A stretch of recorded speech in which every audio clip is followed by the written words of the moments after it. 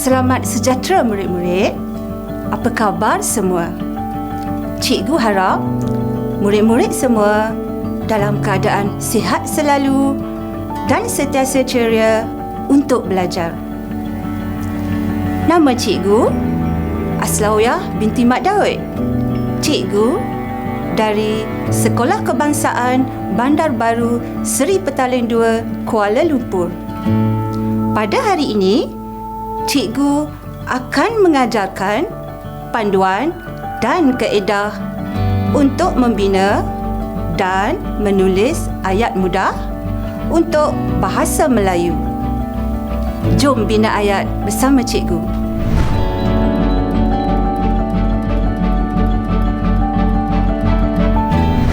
Sebelum kita teruskan pembelajaran, mari kita lihat objektif pengajaran dan pembelajaran pada hari ini. Selepas mengikuti pembelajaran pada hari ini, adalah diharapkan agar murid-murid dapat membina ayat mudah dengan kata kerja yang betul.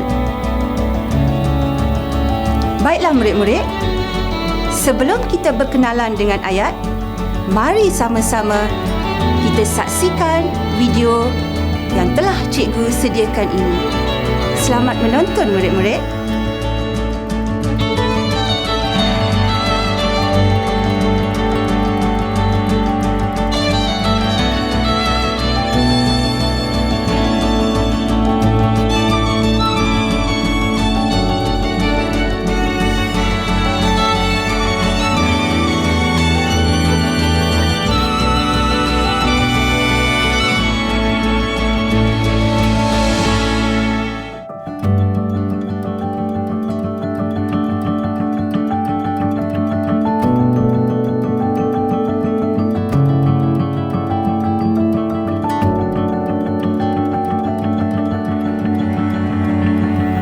Setelah menonton video sebentar tadi, cuba murid-murid sebutkan apakah aktiviti yang dilakukan oleh kanak-kanak dalam video tersebut. Ya, dalam video yang kamu saksikan tadi, ada beberapa aktiviti yang dilakukan oleh dua orang kanak-kanak, iaitu yang pertama, menyiram pokok bunga. Kedua, mencuci kereta. Ketiga, menyapu sampah. Dan yang keempat, membawa baldi. Aktiviti-aktiviti ini kita kategorikan sebagai kata kerja. Kata kerja dalam ayat merujuk kepada sesuatu perbuatan atau keadaan melakukan sesuatu. Murid-murid, untuk membina ayat yang lengkap, kata kerja perlu digunakan bagi melengkapkan ayat tersebut. Tahukah murid-murid ada berapa jenis ayat? Ya, murid-murid, terdapat dua bentuk ayat, iaitu ayat tunggal dan ayat majmuk. Kita lihat dulu apakah yang dimaksudkan dengan ayat tunggal. Ayat tunggal ialah ayat yang terdiri daripada satu subjek dan satu predikat. Subjek ayat tunggal boleh terdiri daripada frasa nama. Predikat ayat tunggal pula boleh terdiri daripada frasa nama, frasa kerja, frasa adjektif dan frasa sendinama. Mari kita lihat bagaimanakah murid-murid hendak membina ayat yang lengkap. Untuk membina ayat yang lengkap, mestilah mengandungi subjek dan predikat. Subjek adalah konstituen dalam sesuatu ayat yang terdiri daripada satu perkataan atau beberapa perkataan yang berfungsi sebagai frasa nama dan menjadi unsur yang diterangkan. Predikat pula merupakan kumpulan yang tergolong dalam satu frasa dan menjadi unsur yang menerangkan subjek. Dalam erti kata mudah, frasa ialah benda yang hendak diceritakan, manakala predikat ialah cerita tentang sesuatu benda itu.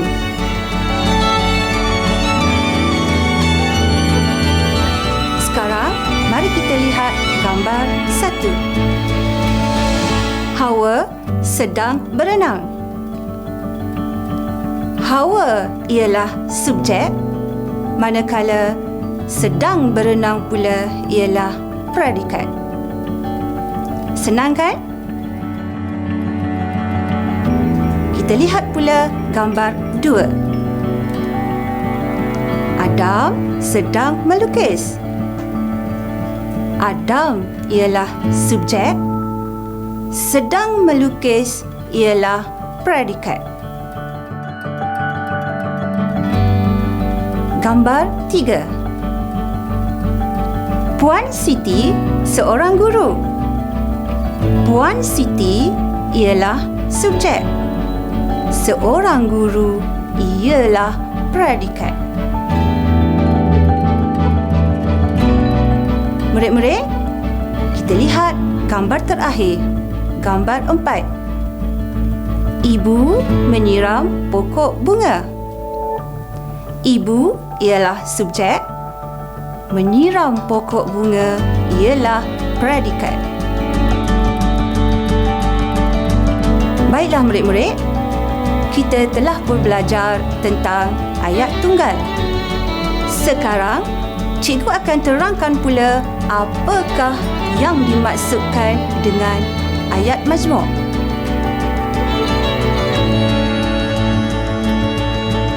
Ayat majmuk pula ialah ayat yang mengandungi lebih daripada satu subjek atau predikat yang digabungkan dengan kata hubung.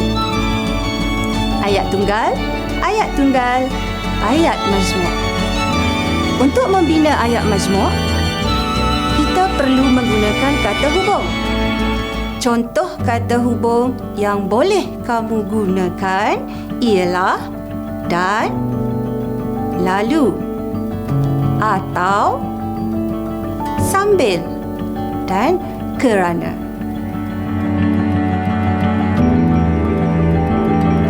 Murid-murid jelas dengan penerangan cikgu? Harapan cikgu, semoga murid-murid dapat memahami cara untuk membina ayat yang mudah dengan betul. Kita lihat contoh ayat ini. Seperti yang cikgu jelaskan di awal tadi, ayat majmuk adalah gabungan ayat tunggal dengan menggunakan kata hubung. Kita lihat satu persatu. Sekarang, untuk lebih faham, kita lihat gambar 1. Adam bermain buaian. Ayat tunggal 1. Afi bermain buaian. Ayat tunggal 2. Adam dan Afi bermain buaian. Ayat majmuk. Jika diperhatikan pada ayat ini, terdapat 2 subjek dan 1 predikat. Apabila digabungkan dengan kata hubung, ianya membentuk ayat majmuk. Dan kata hubung yang digunakan adalah dan. Dan digunakan untuk menghubungkan ayat ini kerana 2 orang kanak-kanak melakukan satu aktiviti yang sama.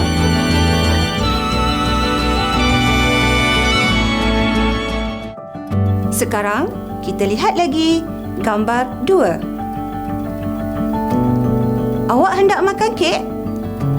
Ayat tunggal 1. Awak hendak makan nasi? Ayat tunggal 2. Awak hendak makan kek atau nasi? Ayat majmuk. Dalam gambar 2 ini, kata hubung yang menghubungkan dua ayat tunggal ini ialah atau. Dalam ayat ini, ada satu subjek dan dua predikat. Awak mewakili subjek. Kek dan nasi adalah predikat. Kata hubung atau sesuai kerana terdapat dua pilihan, iaitu kek dan nasi.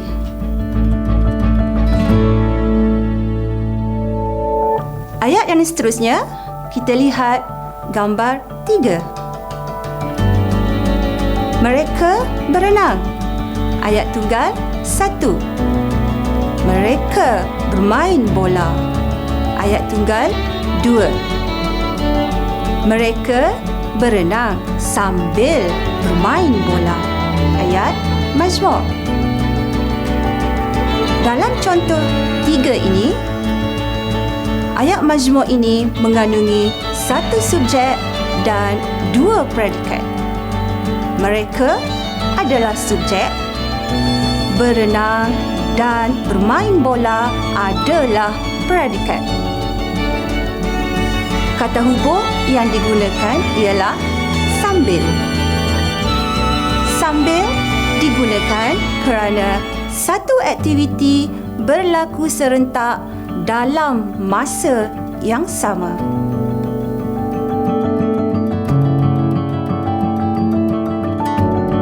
Contoh ayat majmuk yang lain, kita lihat gambar 4. Adam masuk ke bilik. Ayat tunggal 1. Adam menutup suis lampu. Ayat tunggal 2. Adam masuk ke bilik lalu menutup suis lampu. Ayat majmuk. Dalam ayat 4 ini mengandungi satu subjek dan dua predikat. Adam mewakili subjek, masuk ke bilik lalu menutup suis lampu adalah predikat. Kata hubung yang digunakan pula ialah lalu. Lalu digunakan apabila melakukan satu kerja yang bersambung kepada aktiviti yang seterusnya.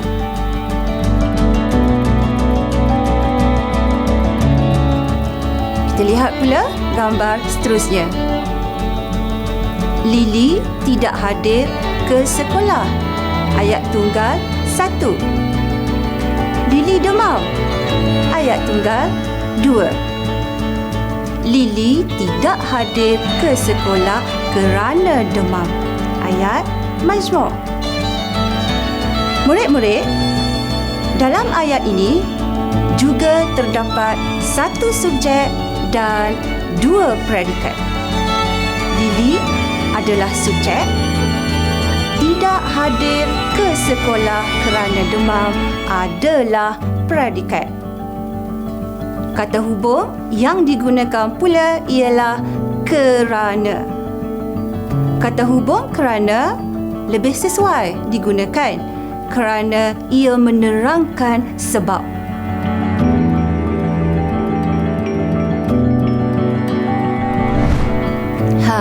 Bagaimana murid-murid? Boleh jelas dan faham dengan pengajaran cikgu pada hari ini? Sekarang, kita lihat petikan yang telah cikgu sediakan ini. Murid-murid baca petikan tersebut, kemudian cuba kenal pasti ayat tunggal dan ayat majmuk yang terdapat dalam petikan.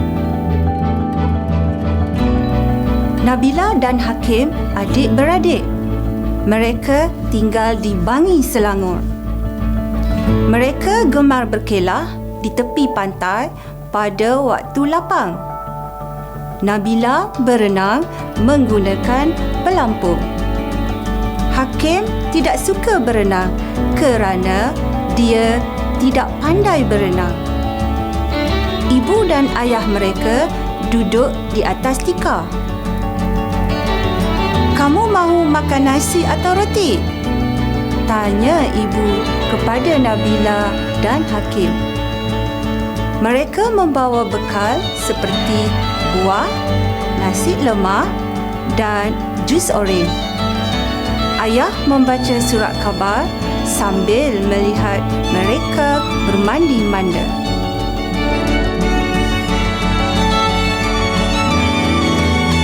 Ini dia murid-murid. Daripada petikan tersebut, terdapat 3 ayat tunggal yang dapat kita senaraikan, iaitu 1. Mereka tinggal di Bangi, Selangor. 2. Mereka gemar berkelah di pantai pada waktu lapang. 3. Nabila berenang menggunakan pelampung.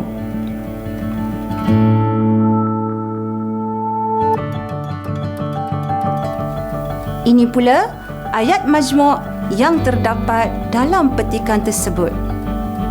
1. Hakim tidak suka berenang kerana dia tidak pandai berenang. 2. Ibu dan ayah mereka duduk di atas tikar. 3. Kamu mahu makan nasi atau roti?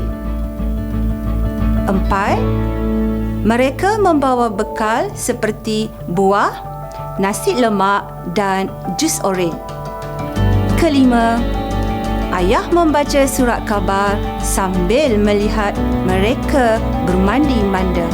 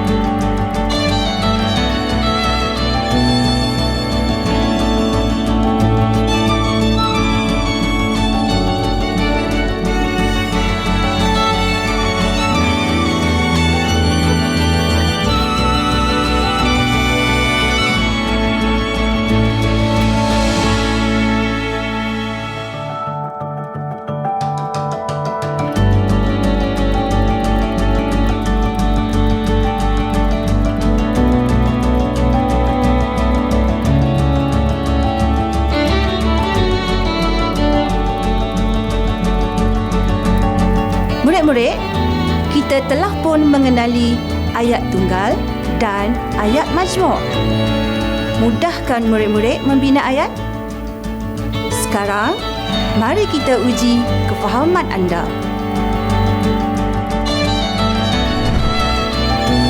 Kita lihat gambar 1.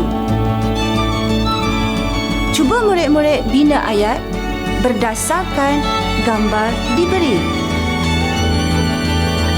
Contoh ayat, Hawa sedang menggosok gigi. Ini adalah ayat tunggal kerana hanya mengandungi 1 subjek dan 1 predikat sahaja. Hawa ialah subjek, manakala menggosok gigi ialah predikat. Bagus murid-murid. Kita lihat pula gambar 2. Contoh ayat, Hana dan Omar sedang memotong kek. Ini adalah ayat majmuk kerana terdapat 2 subjek dan 1 predikat. Kata hubung yang digunakan pula ialah dan.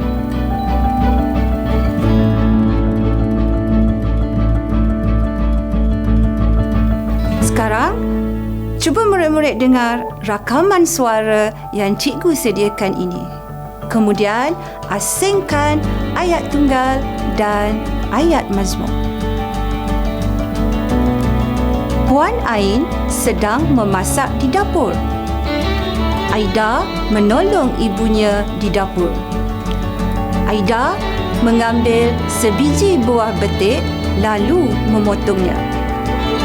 Encik Adli menyusun pinggan mangkuk di atas meja. Zaki pula minum segelas air kerana sangat haus.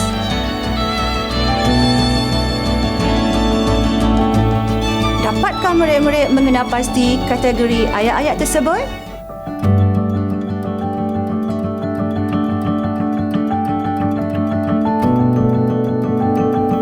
Mari kita semak bersama cikgu. 1. Puan Ain sedang memasak di dapur. Ayat tunggal. 2. Aida menolong ibunya di dapur. Ayat tunggal. 3. Encik Adli menyusun pinggan mangkuk di atas meja. Ayat tunggal. Aida mengambil sebiji buah betik lalu memotongnya. Ayat majmuk. 5. Zaki pula minum segelas air kerana sangat haus. Ayat majmuk. Murid-murid, dalam petikan tersebut terdapat 3 ayat tunggal dan 2 ayat majmuk. Kita pergi kepada latihan yang seterusnya.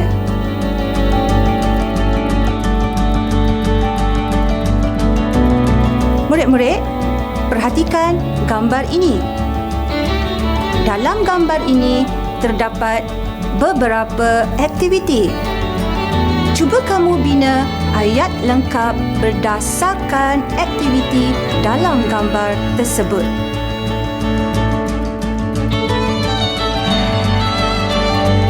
Pertama, memotong. Murid-murid diminta untuk membina ayat.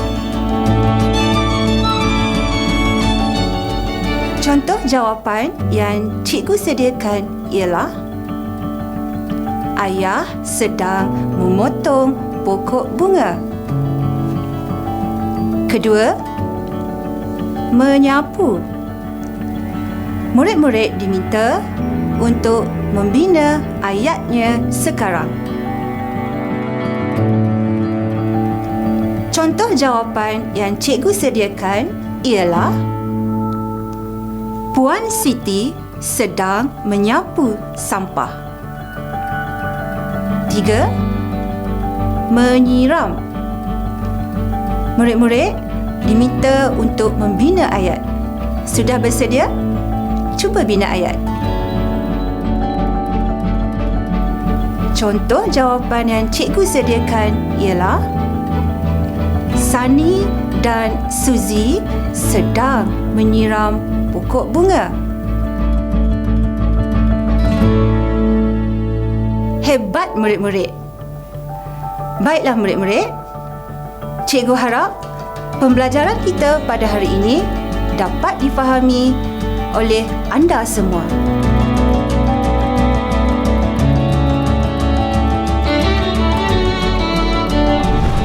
Murid-murid, anda telah pun berjaya membina ayat mudah dengan kata kerja yang betul.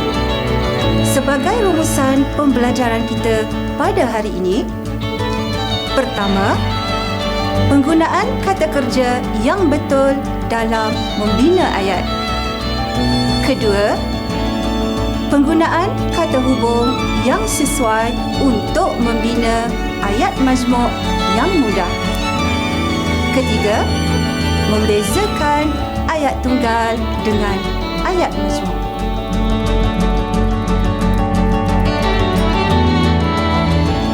Cikgu berharap murid-murid dapat membina ayat yang betul mengikut konteks. Sehingga kita berjumpa lagi pada masa akan datang. Selamat maju jaya semua. Sekian. Sekian,